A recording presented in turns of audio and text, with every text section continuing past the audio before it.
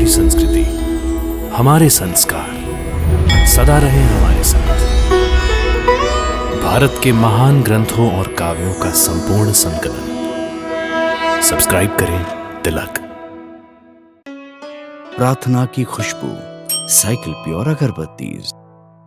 राजनीति की आखिरी चाल कि जो कांटा रास्ते से हटाया ना जा सके उसे जड़ से ही उखाड़ दो। हां, उसे जड़ से ही उखाड़ दो। कौरवों में एक प्रथा है कि वारणावत तीर्थ स्थान की वार्षिक शिव पूजा में या तो महाराज को या फिर युवराज को पूजा के लिए जाना पड़ता है। और इस बार महाराज ने युवराज युधिष्ठिर को भेजना मान लिया है। मैंने वहां के पुराने राजमहल की दीवारें मरम्मत के बहाने तोड़कर फिर से नई बना दी है। हाँ, परंतु भांजे, वे दीवारें ईंट पत्थर की नहीं। फिर भवन की सारी दीवारों में मैंने लाख बर्बादी है। लाख लाख ऐसे लाख से बने लाक्षागृह को केवल एक चिंगारी दिखा दो, केवल एक चिंगारी, तो पूरे भवन में एक साथ आग की ज्वालाएं भड़क उठेंगी। जिसकी रक्षा का वचन हमने दिया है, हमारे होते हुए उसकी मृत्यु कैसे हो सकती है? ये आपने नहीं सोचा भैया?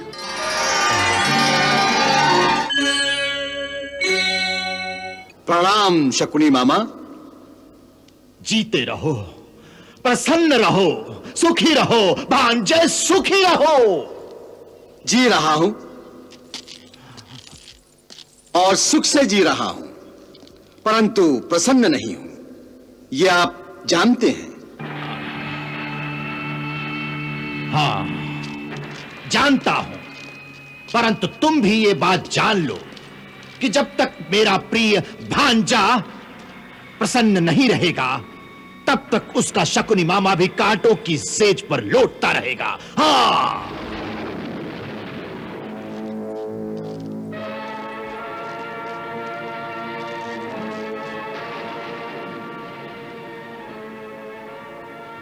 फिर तो पलंग से ये मखमली गद्दे हटाकर यहां पर कांटे बिछा लो मामा। कांटे, क्योंकि मेरी प्रसन्नता का अवसर तो अब सदा के लिए मेरे हाथ से निकल गया है।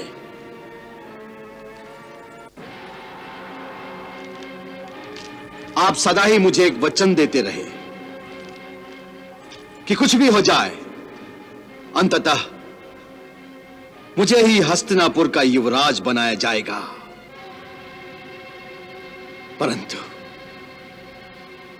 परंतु मैं युवराज की जगह केवल राजकुमार ही रहा और आपके सारे वचन मिथ्या रह गए। मिथ्या।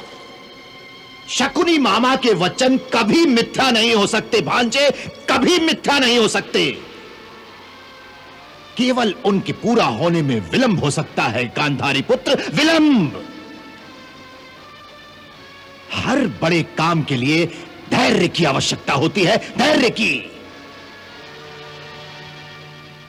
मैंने कहा था कि अंततः तुम ही हस्तिनापुर के युवराज बनोगे, और अब भी कहता हूं, और आज ये भी कहता हूं कि अब वो समय बहुत समीप आ गया है, बहुत समीप। हाँ मामा जी, झूठी तसल्लियां मत दो, मत दो झूठी तसल्लियां। जो एक अवसर था वो भी आपने खो दिया। कौन सा अवसर? जब कर्ण ने कहा था विद्रोह करो, हम लड़कर अपना अधिकार लेंगे। और तुम क्या समझते हो कि तुम लड़कर अपना अधिकार ले लेते? अवश्य मामा जी, अवश्य। मैं और कर्ण मिलकर आक्रमण करते तो अर्जुन और भीम को परास्त करना कोई मुश्किल नहीं था। और पितामह भीष्म को भी परास्त कर देते क्या है? उस पर गुरु कृपाचार्य, गुरु द्रोणाचार्य, इन सब का क्या करते भांजे?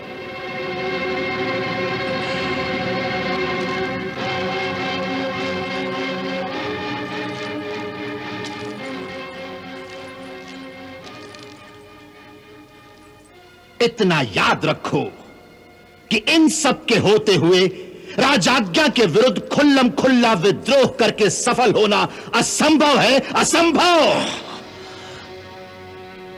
और यह भी मत भूलो कि राजनीति की लड़ाई में षड्यंत्र और कूटनीति के बाण तुम्हारे कर्ण के बाणों से अधिक उपयोगी होते हैं। हां, और आज यही बात बताने के लिए मैंने तुम्हें यहां बुलाया है कि अब हमारी योजना की सफलता का समय आ गया है। एक आखिरी चाल रह गई है। वो पासा भी ठीक पड़ गया तो अंत, हां भांजे, अंत। अर्थात वही राजनीति की आखिरी चाल कि जो कांटा रास्ते से हटाया ना जा सके उसे जड़ से ही उखाड़ दो। हां, उसे जड़ से ही उखाड़ दो। उस पर मैंने यह सोचा है कि जहां एक कांटा उखाड़ना हो वहां क्यों न पांचों के पांचों कांटे एक साथ उखाड़ दिए जाएं। ना रहेगा बांस और ना बजेगी बांसुरिया।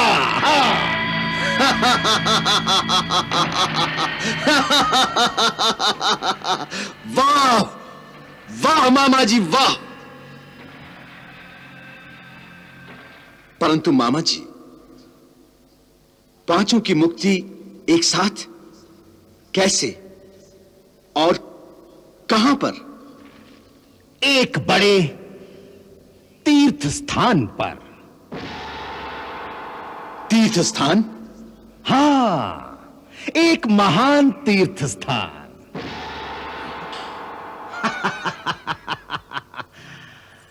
कौरवों में एक प्रथा है कि वारणावत तीर्थ स्थान की वार्षिक शिव पूजा में या तो महाराज को या फिर युवराज को पूजा के लिए जाना पड़ता है। और इस बार महाराज ने युवराज युधिष्ठिर को भेजना मान लिया है।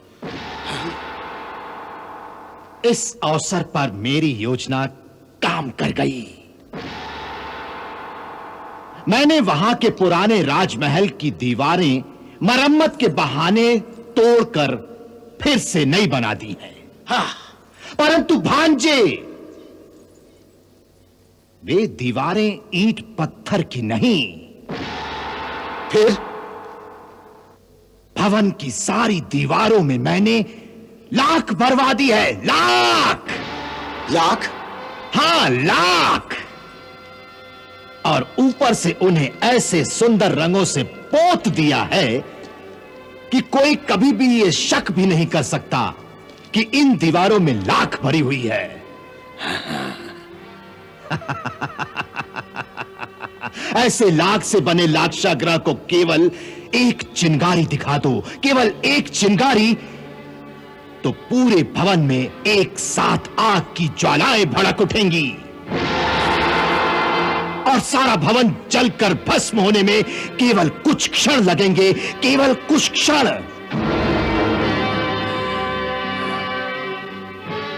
बस जिस दिन युवराज युधिष्ठिर वारणावत पहुंचेंगे और उस राजभवन में सोएंगे, उसी रात उस राजभवन को आग लग जाएगी।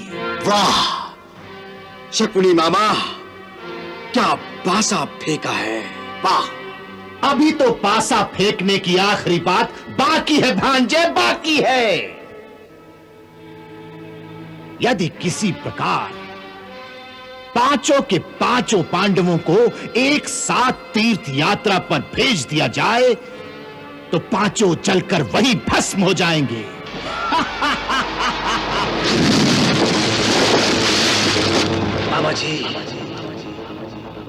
मामा जी देखिए कितना सुंदर दृश्य है पांचों के चलने का। इस सुंदर दृश्य के लिए मैंने एक चाल चली तो है। देखते हैं क्या कहता है तुम्हारा भाग्य। क्या चाल चली है आपने? मैंने अपने कुछ आदमियों को वारणावत तीर्थ का पुरोहित बनाकर महाराज के पास एक प्रार्थना करने भेजा है। आपकी प्रार्थना क्या है?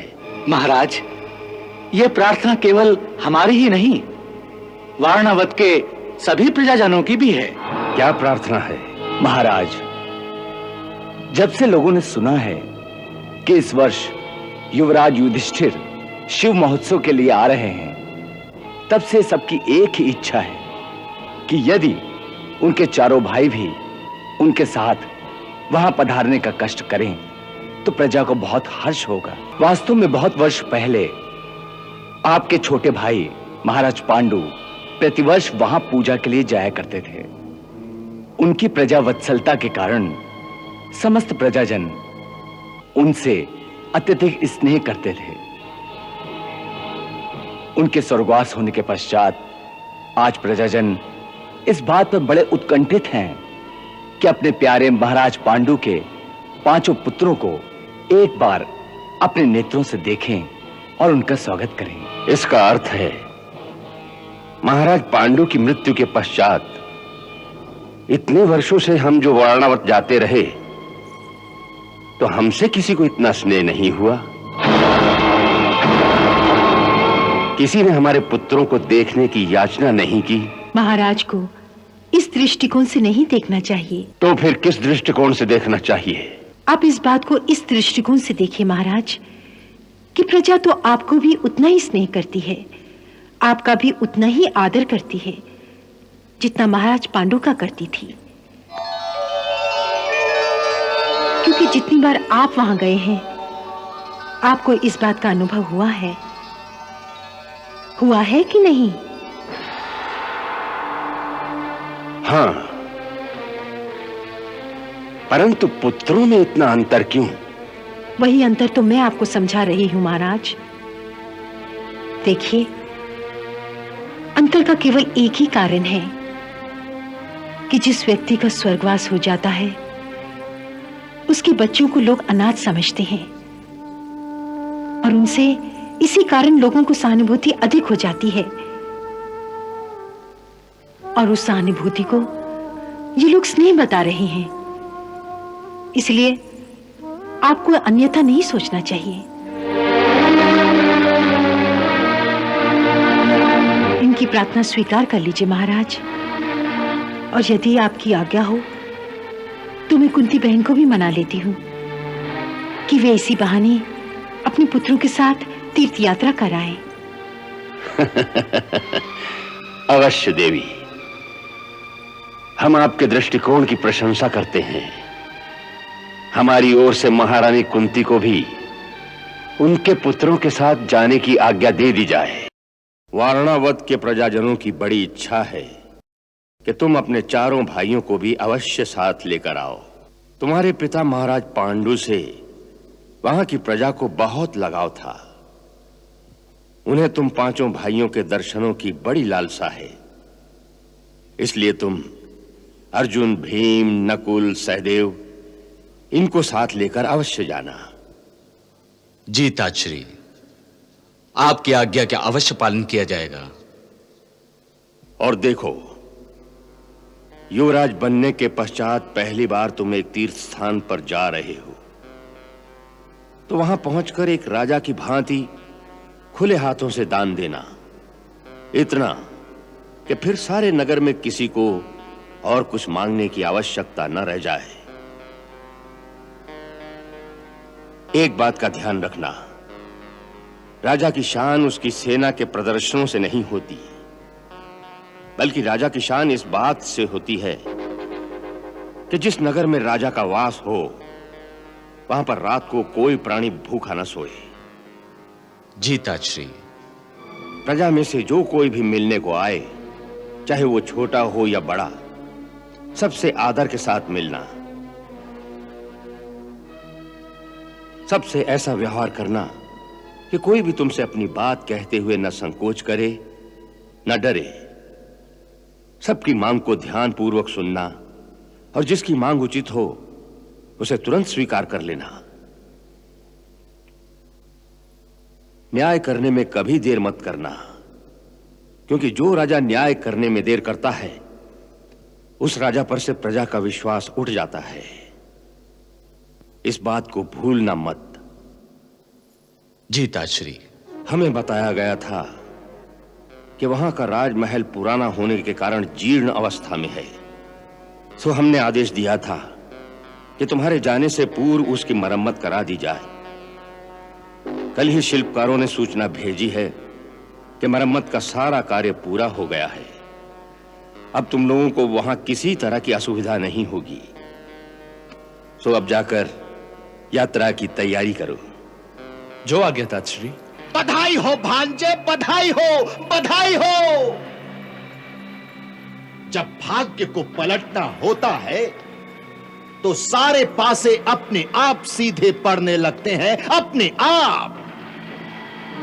महाराज ने 5 पुत्रों के साथ साथ कुंती को भी भेज दिया। अच्छा है, अच्छा है। इससे सारे पांडव वंश का विनाश एक साथ हो जाएगा। इसे कहते हैं भाग्य का चक्र। बेचारे पांडव। प्रभु, द्वार पर एक साधु आया है। उसने आपके लिए यह फल दिया है। कहता है चामुंडा देवी के मंदिर से यह प्रसाद आपके लिए लाया है।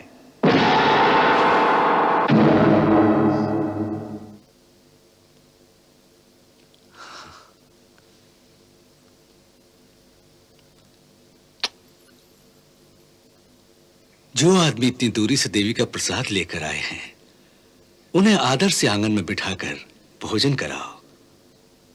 हम स्वयं आकर उनके दर्शन करेंगे। प्रभु, मैंने भोजन के लिए उनसे प्रार्थना की थी, परंतु उन्होंने कहा कि उनके पास न भोजन का समय है, न ही आपके दर्शनों का। उन्हें बहुत जल्दी है। वो किसी लंबी यात्रा पर जा रहे हैं। उन्होंने केवल इतना ही कहा कि वो जहां जा रहे हैं वहां बहुत ठंडी होगी। तोश खाने से गर्म चादर लाकर उन्हें भेंट करो और हमारी ओर से शुभकामनाओं का संदेश ले जाकर कहो आपकी यात्रा सफल हो। जो आज्ञा।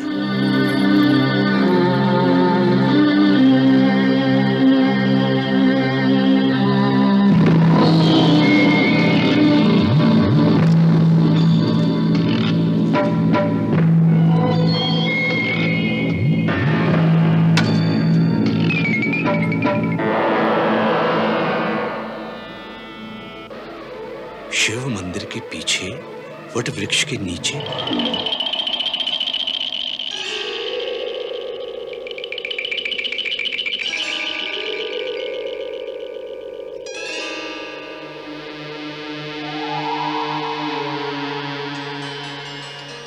महामंत्री के श्री चरणों में सेवक का प्रणाम। क्या बात है वज्रदत्त? ऐसी क्या भीषण समस्या आन पड़ी कि तुम्हें इस भेष में आना पड़ा? क्षमा करें प्रभु, परंतु बात ही ऐसी है। समस्या नहीं, संकट आ पड़ा है प्रभु। महान संकट आ पड़ा है। संकट? 5 पांडवों की एक साथ हत्या और दुर्भाग्य से शकुनी की चाल इस पर ऐसी ठीक पड़ी है कि पांडव इस समय अपनी चिता की ओर स्वयं ही चले जा रहे हैं।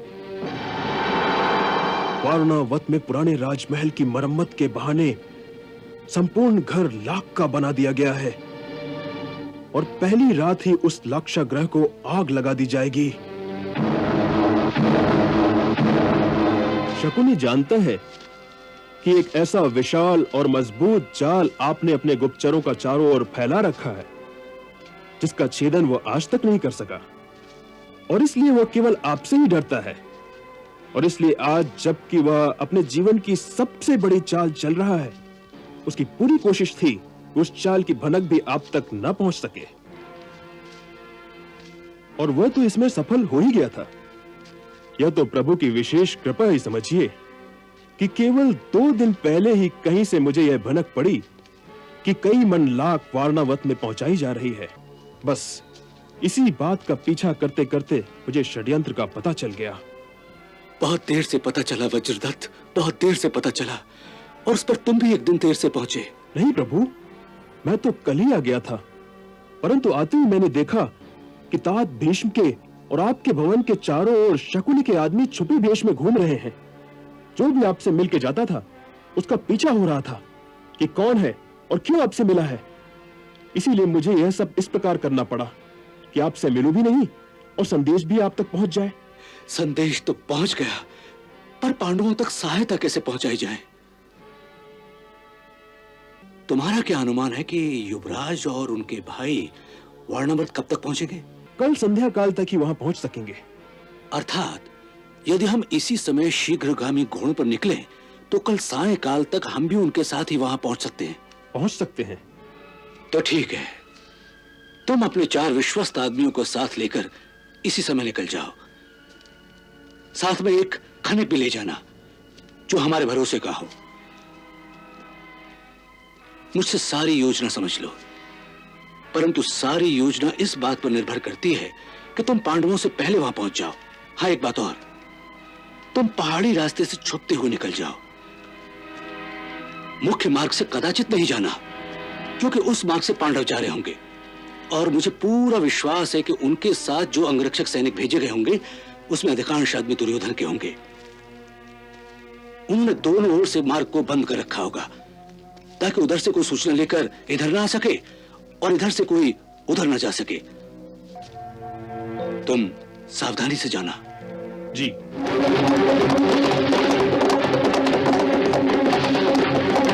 युधिष्ठिर के इस कक्ष को तनिक विशेष रूप से सजा दिया जाए। जी हाँ। वो युवराज हैं, उनके कक्ष की सजावट विशेष होनी चाहिए। जी अच्छा। उसी तरह महारानी कुंती के इस कक्ष की सजावट विशेष रूप से होनी चाहिए। जी। तुम सौरंध्री के भेष में उनकी सेविका बनकर साथ रहोगी। जी। और तुम पांचों देहाती सेवकों के भेष में एक एक राजकुमारों की सेवा में रहोगे। जी हाँ। और हाँ, सोने से पहले रात को पीने के दूध में बेहोशी की बूटी पीसकर मिला देना, ताकि आग लगने तक वो लोग होश में ही ना आ सकें। और याद रखना, ये सारा काम पहली रात को पूरा हो जाना चाहिए।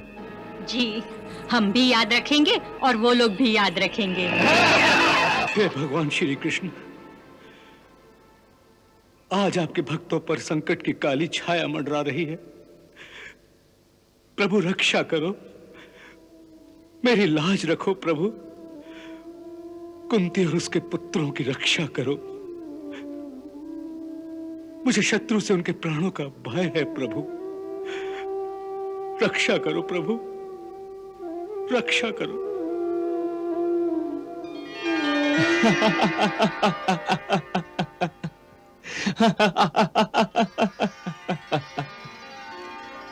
क्या हुआ?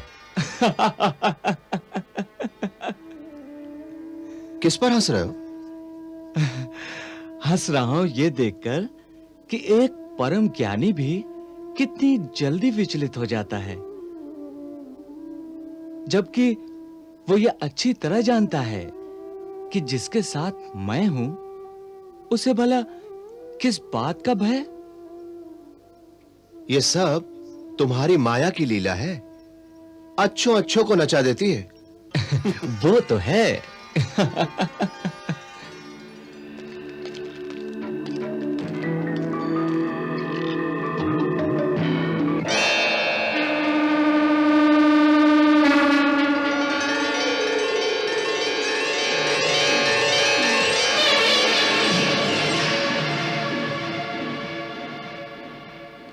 यह सुरंग यहां से उस लाक्षागृह तक होनी चाहिए। वे लोग जब उस घर को आग लगाएंगे तो उनके सैनिक अवश्य उस मकान को चारों ओर से घेर कर खड़े रहेंगे, ताकि यदि पांडव किसी तरह बाहर निकलने की कोशिश करें तो उनके सैनिक उन्हें मारकर वहीं आग में फेंक दें। इसलिए मैं कहता हूं कि हमें उस घर से यह सुरंग यहां तक खोदनी चाहिए, ताकि यहां नदी के किनारे सुरंग से वो बाहर निकले और तुम उन्हें नाव में तत्काल बैठाकर यहां से नदी के उस किनारे ले जाओ। जी, आप ठीक कह रहे हैं, लेकिन इतनी लंबी सुरंग खोदने के लिए हमारे पास समय बहुत कम है। वह मैं जानता हूं, परंतु यह काम करना तो पड़ेगा। तुम इसी क्षण यहां से खुदाई आरंभ कर दो। उधर जब युवराज अपने साथियों के साथ वहां आ पहुंचेंगे तो मैं और मेरे साथ 2-3 साथी देहाती मजदूरों के भेष में वहां पहुंचकर उनका सामान अंदर ले जाने के बहाने घर के अंदर घुसकर वहां किसी अंधेरे कोने में छिपकर रात की प्रतीक्षा करेंगे। और यदि ऐसा मौका मिल गया तो हम भी अंदर से सुरंग खोदने की कोशिश करेंगे। देखो, सुरंग की दिशा निश्चित कर लो। आप लोग यहां से उत्तर पश्चिम की दिशा की ओर सुरंग की खुदाई करेंगे और हम लोग अंदर से दक्षिण पूर्व दिशा की ओर खोदेंगे। ठीक? जी। तो श्री गणेश करें।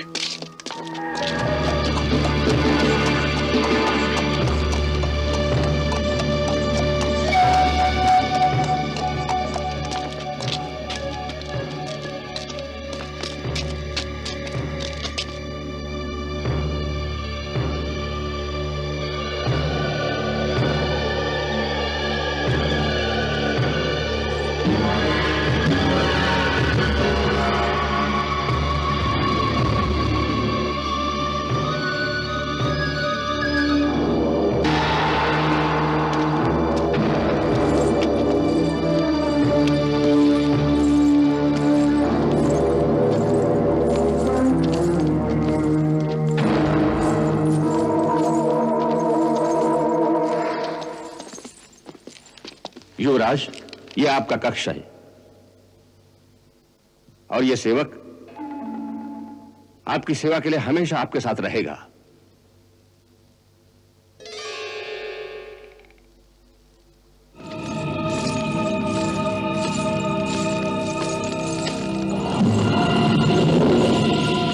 महारानी जी के लिए आपके साथ वाला कक्ष रखा है। महारानी जी, ये विश्वस्त दासी सैरंध्री बनकर आपकी हर प्रकार की सेवा करेगी।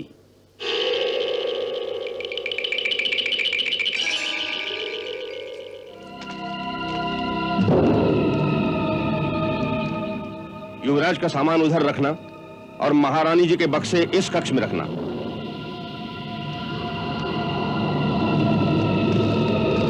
आइए महारानी जी।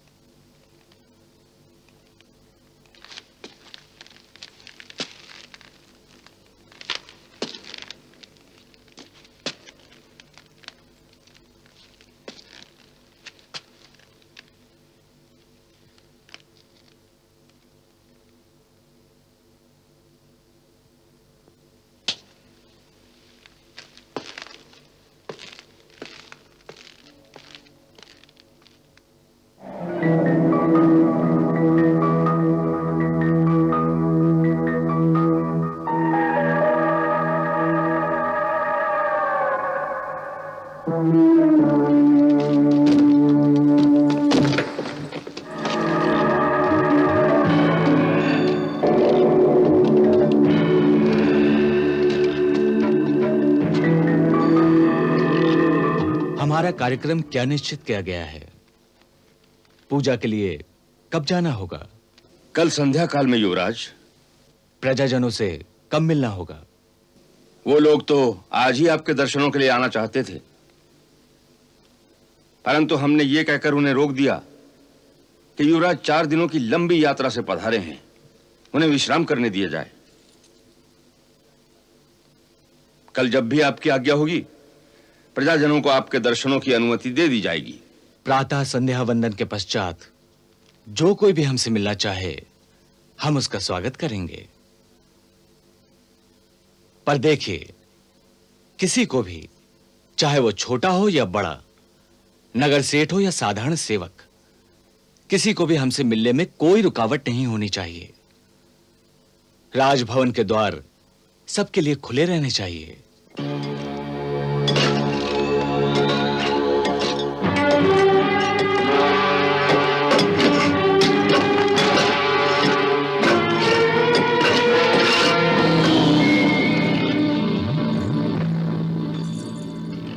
जाओ सुरेंद्री, अब तुम भी विश्राम करो।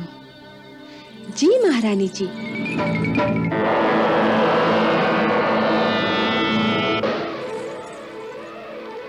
क्या बात है, बड़ी देर कर दी? वो बुढ़िया सो ही नहीं रही थी। मेरे तो हाथ थक गए उसके चरण दबाते दबाते। अरे मेरा भीम तो भोजन करके चित्त हो गया। अच्छा, अब बातों का समय नहीं है, सारा कार्यक्रम ध्यान से सुनो। अभी मैं जाता हूं और बाहर जाकर दूसरे साथियों को इकट्ठा करके तैयारी करता हूं। जी। मेरे जाने के पश्चात तुम अंदर से किवाड़ बंद कर लेना और अपने अपने कक्ष के बाहर पहरे पर खड़े हो जाना, क्योंकि किसी भी राजकुमार को किसी भी समय किसी भी सेवा की आवश्यकता पड़ सकती है। उस समय तुम्हें तुरंत उपस्थित होना चाहिए, जिससे कि उन्हें किसी प्रकार का कोई शक ना हो। और सुनो, आधी रात के बाद तुम कोयल पंछी की आवाज 3 बार सुनोगे तो समझ लेना कि आग लगने ही वाली है।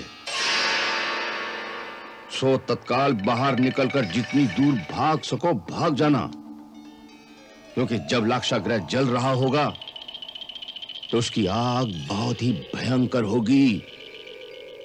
अच्छा, अब मैं जाता हूं, तुम अंदर से किवाड़ बंद कर लो। जो आ गया, चलिए।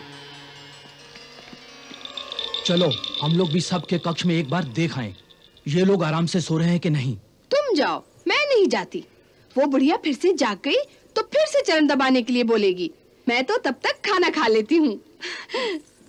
अच्छी बात है, परंतु हम लोगों के लिए भी खाना बचा के रखना। तुमने क्या मुझे भीम की बहन समझ रखा है?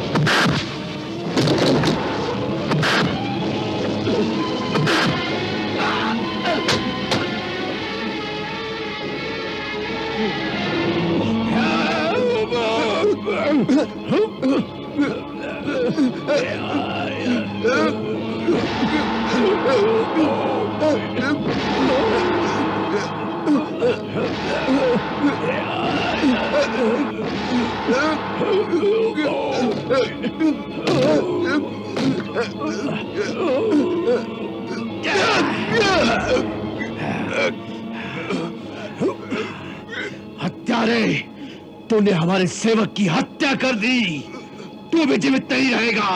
राजकुमार, ये आपका सेवक नहीं, आपका शत्रु था। अपने प्राण बचाने के लिए तू झूठ बोल रहा है। तो भी जीवित नहीं रहेगा। मैंने अपनी आंखों से उसकी हत्या करते हुए देखा है। नहीं राजकुमार, मैं सत्य कह रहा हूँ। वो लोग आप सबकी धोखे से हत्या करना चाहते थे। इन झूठे बहानों से तू भी जीवित नहीं रहने वाला। राजकुमार, ये बहाना नहीं, सत्य है। ये एक बहुत बड़ा षड्यंत्र है। ये घर लाख से बनाया गया है, जिसे अभी आग लगा दी जाएगी। भीम, छोड़ दे इसे, छोड़ो। जो बात तुमने अभी कही, उसका क्या प्रमाण है तुम्हारे पास? प्रमाण? तो आइए मेरे साथ। ये देखिए लाख। ये देखिए लाख। ये देखिए ये सारा घर लाख से बना हुआ है। और ये लीजिए महामंत्री विदुर का पत्र। काका का पत्र। जितनी अधिक मशालें तैयार करो अच्छा है। एक साथ लाक्षागृह जल जाएगा।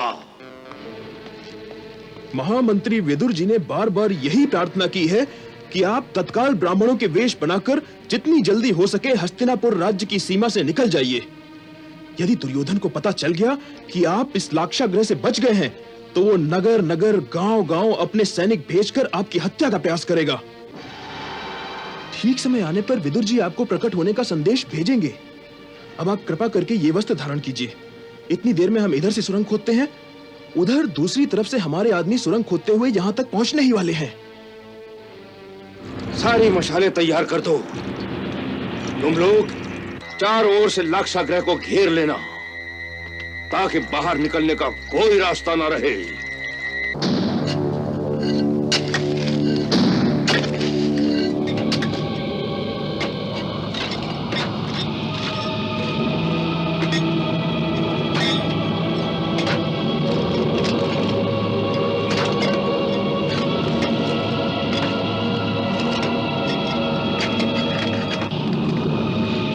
बस ऐसा लगता है हम लाक्षागृह के नीचे तक आ गए हैं। सुनो, दूसरी ओर से वज्रदत्त भी सुरंग खोद रहे हैं।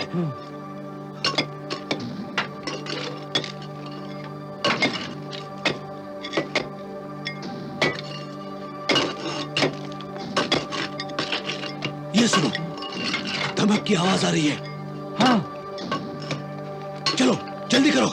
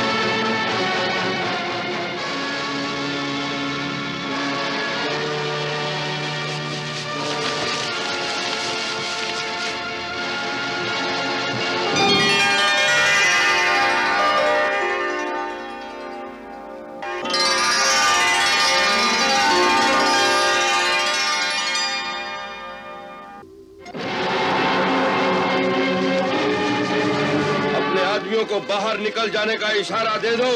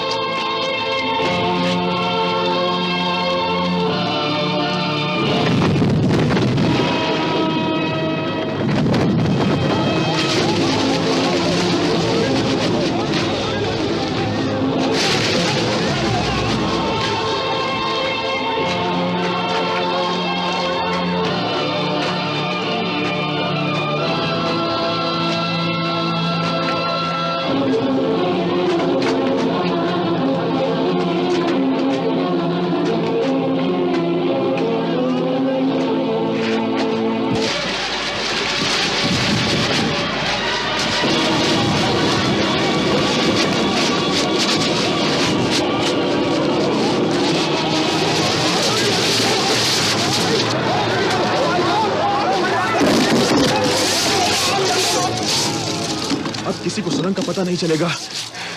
युवराज, आप शीघ्र चलिए, नाव वाला प्रतीक्षा कर रहा है। चलिए युवराज, चलो चलो। कोई आग बुझाए। अरे कैसे नागरिक हो, सब दूर खड़े होकर तमाशा देख रहे हो? अंदर पांचों पांडव जल रहे हैं और यहीं खड़े होकर बातें बना रहे हो। चलो पानी के घड़े उठाकर चलो, कोई आग बुझाने की कोशिश तो करो। चलो। अरे बधाई हो सरदार, बधाई हो। अरे क्या खूब अग्निदेव प्रसन्न हुए हैं। अरे अग्निदेव की बात क्या करते हो?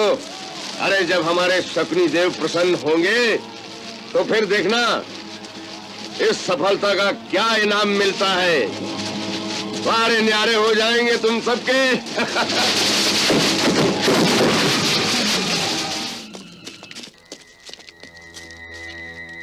पार उतरते ही सीधे उत्तर दिशा में जाइएगा।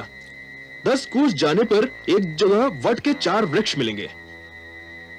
उस चतुर्वटी से पश्चिम की ओर 20 कोस जाने के पश्चात एक छोटी सी पहाड़ी मिलेगी। उस पहाड़ी को पार करने के पश्चात सीधे चलते जाइए। उधर कोई नगर नहीं है, केवल कुछ वनवासी जातियां रहती हैं। और वहीं से हस्तिनापुर राज्य की सीमा समाप्त हो जाएगी और पांचाल देश की सीमा आरंभ हो जाएगी। आप पांचाल के गांवों में इसी ब्राह्मण के वेश में घूमते रहिए, वहीं महामंत्री जी का अगला संदेश आपको मिलेगा। देखो बेचारी कुंती का कैसा दुर्भाग्य है, 5 जवान बेटों के साथ आग में जलकर मर गई। कहने को तो महारानी थी, परंतु इस जीवन में क्या सुख पाया उसने। एक बात विचित्र है, इतना बड़ा मकान जलकर राख हो गया, परंतु इसमें ईंट पत्थर का कहीं नामो निशान नहीं। अरे मुझे तो कुछ दाल में काला लगता है। कहीं दुर्योधन आदि ने कोई षड्यंत्र न रचा हो। हो सकता है। सुना है जब से युधिष्ठिर को युवराज बनाया गया है, तभी से उसके मन में ईर्ष्या और द्वेष की ज्वाला भड़क रही थी। उसी द्वेष की अग्नि में आज उसने 5 पांडवों को जला दिया है। बस बस, अब उसके मन की अग्नि शांत हो जाएगी। अब उसे शांति मिल जाएगी, शांति। नहीं, कदापि नहीं, उसे शांति कदापि नहीं मिल सकती। याद रखो, कोई भी किया हुआ पाप मनुष्य की आत्मा को जीवन भर अंदर ही अंदर कचोटता रहता है। फिर ऐसा भीषण पाप, उसे तो जीवन भर शांति नहीं मिलेगी। राजमाता और युवराज के श्री चरणों में सेवक का प्रणाम। वज्रदत्त, तुम्हारी सहायता के लिए हम सदैव तुम्हारे ऋणी रहेंगे। विदुर काका को हमारा प्रणाम कहना। जी युवराज। और काका को यह भी कहना कि वो भीम और अर्जुन की शक्ति पर पूरा भरोसा रखें।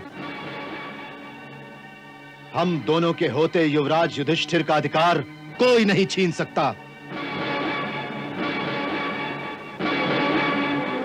और कहना कि उनकी आज्ञा अनुसार हम अभी तो अज्ञातवास में चले जाते हैं, परंतु बहुत देर भिखारियों के वेश में नहीं रह सकेंगे। अपने बड़े भाई का अधिकार मांगने के लिए अति शीघ्र अर्जुन अपने धनुष की नोक से हस्तिनापुर के दरवाजे खटखटाने आएगा।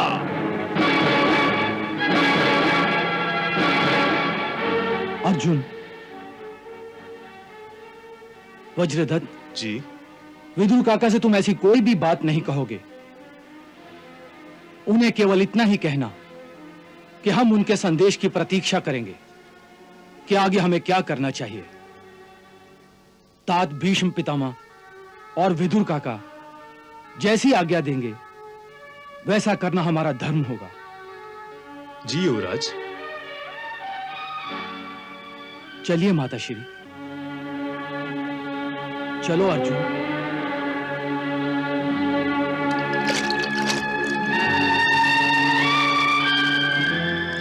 कैसा भयानक षड्यंत्र था। अगर उस समय हम नींद में होते तो सब कुछ भस्म हो जाता भैया। हाँ नकुल, आज तो विदुर काका ने ही हम सबके प्राणों की रक्षा की। हमें उनका आभार मानना चाहिए। उनका जितना धन्यवाद हो उतना ही कम है। अवश्य, उन्होंने बहुत उपकार किया है तुम सब पर। उनका धन्यवाद अवश्य करना चाहिए। लेकिन जिन्होंने हम सबके प्राणों की रक्षा की है, उनको भी हाथ जोड़कर नमस्कार करना चाहिए तुम्हें। किन्हें मां? वो जो जीवन और मृत्यु दोनों का स्वामी है, उन भगवान श्री कृष्ण को।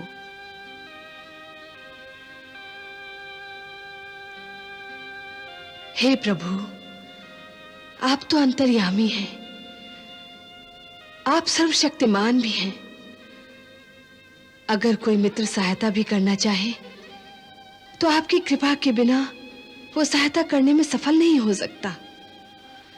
हमारे प्राणों की रक्षा की है तो आगे मार्ग भी सुखद करो। अब हमें जाने कहां और किस अवस्था में भटकना पड़े। हे दीनानाथ, हम जहां भी जिस भी अवस्था में रहें, इस दुखियारी के बच्चों पर अपनी कृपा दृष्टि बनाए रखना।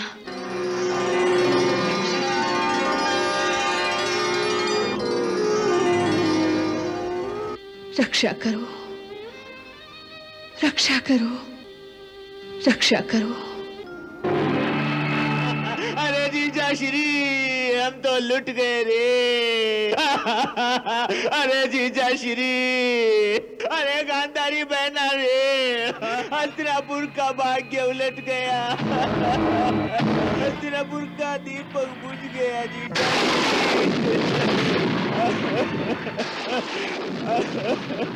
हस्तिनापुर का दीपक बुझ गया। मेरा दुर्योधन तो कुशल है, मेरे दूसरे पुत्रों को तो कुछ नहीं हुआ। बोलो बोलो बोलो, बोलो शकुनी। अरे नहीं जीजा श्री, भगवान ने करे कि हमारे दुर्योधन को कुछ हो नहीं। तो फिर कौन सा दीपक बुझ गया? हस्तिनापुर का युवराज जय श्री, हस्तिनापुर का युवराज युधिष्ठिर। युवराज युधिष्ठिर?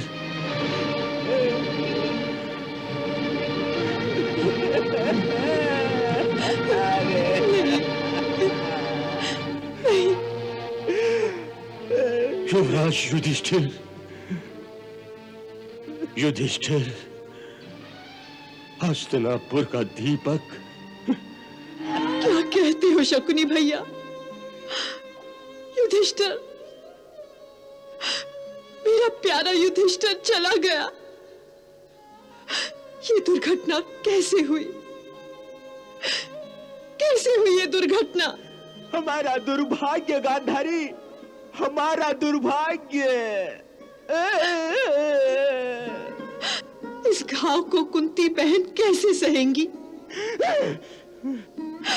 इसे सुनकर उनकी दशा क्या हुई होगी? अरे वो भी उन्हीं के साथ है, वहीं पर ऊपर। अर्थात वो भी अपने 5 पुत्रों के साथ स्वर्ग लोक को चली गई रे। नहीं महाराज, अरे स्वर्ग लोक को चली गई रे। क्या कह रहे हो शकुनी? कुंती अपने पुत्रों के साथ स्वर्ग चली गई, अर्थात सारे एक साथ चले गए।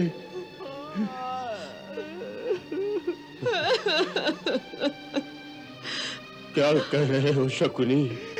यही तो दुर्भाग्य जीजा श्री, यही तो दुर्भाग्य है। भैया, इस तरह टुकड़े टुकड़े सूचना मत दो। भगवान के लिए सिर्फ एक बार सब कुछ बता दो कि कुंती बहन और उनके 5 पुत्र काल के गाल में एक साथ ही चले गए, एक साथ ही चले गए।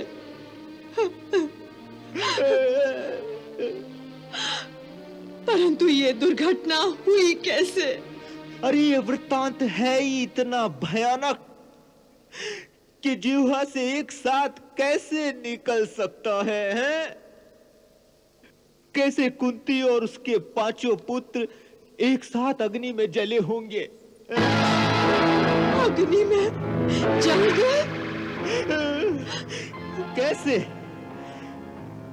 कैसे वो पागलों की भांति चारों ओर जलती दीवारों से टकराकर हाहाकार करते रहे होंगे?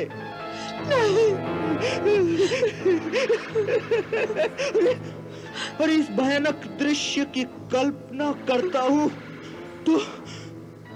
तो मेरी आत्मा कांपने लगती है। हाँ जीजा श्री, कांपने लगती है।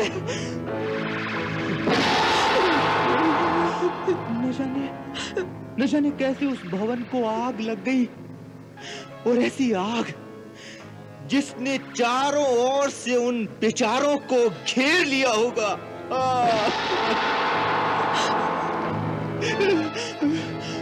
जीजा श्री, हमारे सैनिकों ने उन्हें बचाने की बहुत कोशिश की, बहुत कोशिश की। नगर के सारे लोग बर्तनों में पानी भर भर कर लेकर आए, भर भर कर, मगर आग इतनी प्रचंड थी कि वो कुछ नहीं कर सके। हाँ, वो कुछ नहीं कर सके। और अंत में बची वहां केवल राख, और उस राख में बचे जले हुए 6 शव। हाँ, 6 कंकाल। कुंती और उसके 5 पुत्रों के 6 कंकाल। कुछ नहीं बचा जीजा श्री, कुछ नहीं बचा।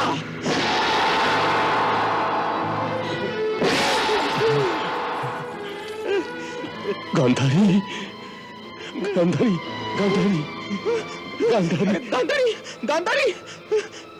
जीजा श्री, ये तो बेहोश हो गई है। अरे दासियों, दासियों, जल्दी आओ दासियों, देखो जल्दी आओ, महारानी बेसुध हो गई, जल्दी आओ देखो। प्रभु, प्रभु, एक बड़ा दुखद समाचार है प्रभु, बड़ा दुखद समाचार है। क्या हुआ क्रूर जी? क्या समाचार है? किसका समाचार है? पांडवों का। पांडवों का? क्या हुआ पांडवों को? 5 भाई अपनी माता के साथ वारणावत तीर्थ स्थान पर भगवान शिव की वार्षिक पूजा के लिए गए हुए थे। हाँ तो? अभी अभी हस्तिनापुर से सूचना मिली है कि वहां के राजभवन में जहां वो ठहरे हुए थे, उस मकान में रात के समय अचानक आग लग गई प्रभु, आग लग गई। आग लग गई?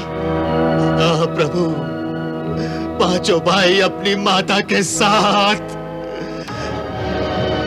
जल गए क्या? हाँ प्रभु, जल गए, जल गए प्रभु, जल गए।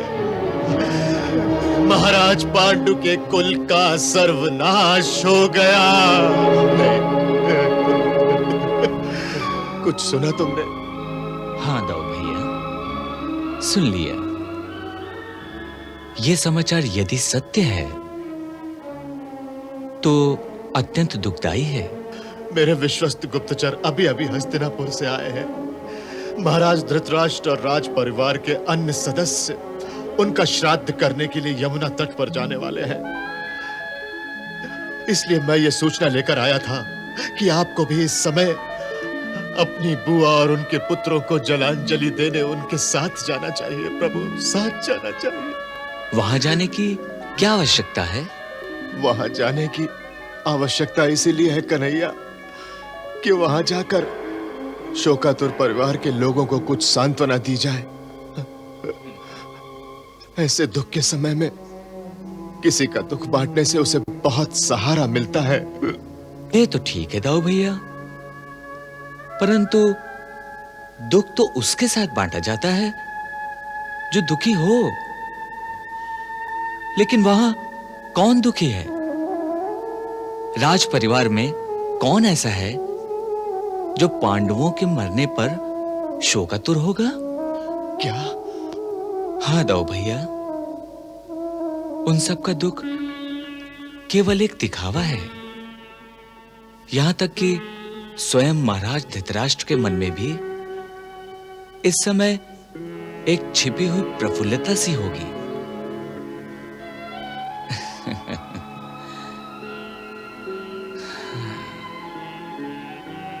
वास्तव में दाऊ भैया, यही संसार की रीति है कि मरने वाले के लिए कोई भी नहीं रोता। पति पत्नी, भाई बहन, बेटा बेटी सब अपने अपने नुकसान के लिए रोते हैं, और केवल उतना ही रोते हैं जितना उनको निजी तौर पर नुकसान होता है, बस। अन्यथा मरने वाले के लिए तो ना किसी को कोई चिंता होती है और ना ही कोई रोता है, कोई भी नहीं, केवल एक को छोड़कर। वो एक कौन?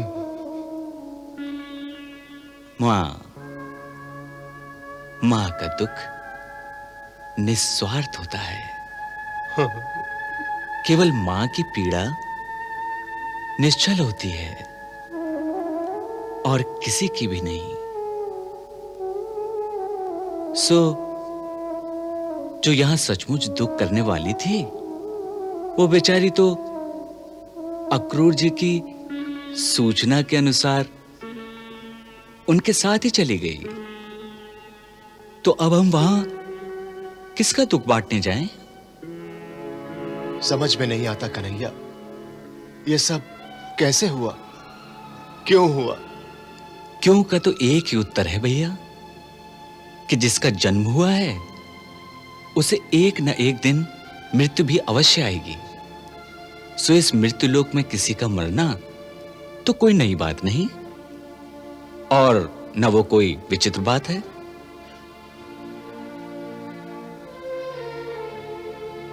वो बात विचित्र नहीं है, लेकिन जो मैं अब देख रहा हूं वो अवश्य विचित्र बात है।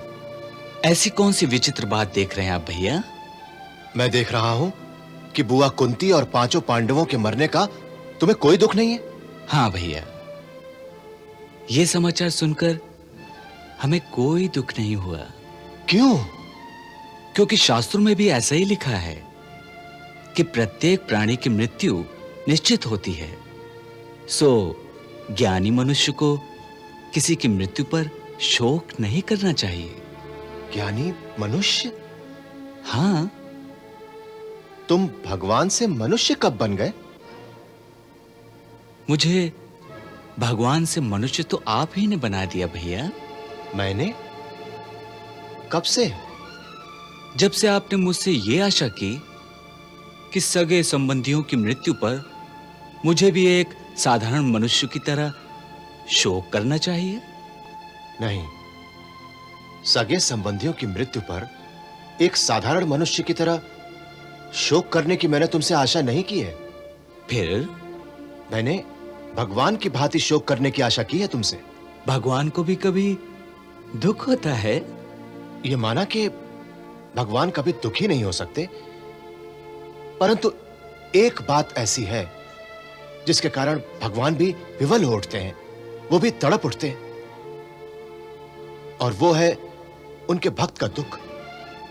अगर उनके किसी भी भक्त पर विपदा आन पड़े तो वो भी तड़प उठते हैं। और अर्जुन तो आपका परम भक्त है और सखा भी, जिसकी रक्षा का वचन आप उसके पिता इंद्र को दे चुके हैं। आपके भक्त की मृत्यु हो जाए और आप ना तड़पें, विवल ना हो, यह संभव नहीं है। परंतु जिसकी रक्षा का वचन हमने दिया है, हमारे होते हुए उसकी मृत्यु कैसे हो सकती है? ये आपने नहीं सोचा भैया?